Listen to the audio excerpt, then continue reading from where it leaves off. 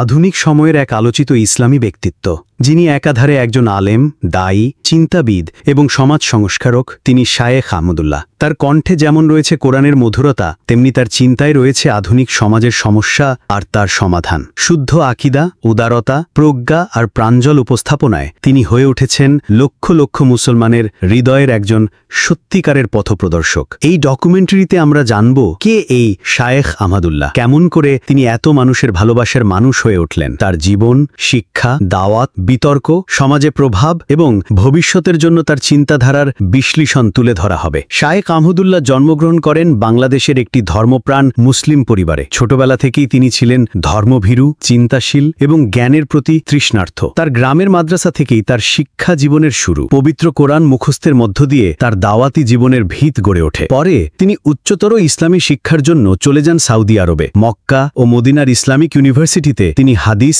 ফিকহ এবং দাওয়া বিষয়ে পড়াশোনা করেন। এই সময়ই তার চিন্তার পরিধি আরও বিস্তৃত হয় এবং আধুনিক সমাজের জন্য ইসলাম কিভাবে প্রাসঙ্গিক হতে পারে তা নিয়ে তার মনন তৈরি হতে থাকে। সৌদি আরবে পড়াশোনা শেষে দেশে ফিরে তিনি শুরু করেন তার দাওয়াতি কাজ। প্রথম দিকে মসজিদ, মাদ্রাসা, ইসলামিক সম্মেলন ও মাহফিলে বক্তৃতা করলেও পরবর্তীতে তিনি বেছে নেন প্রযুক্তিকে, কারণ তিনি বুঝতে পেরেছেন আজকের প্রজন্ম মাইকের আওয়াজে নয়, মোবাইলের স্ক্রিনেই খুঁজছে দিক নির্দেশনা।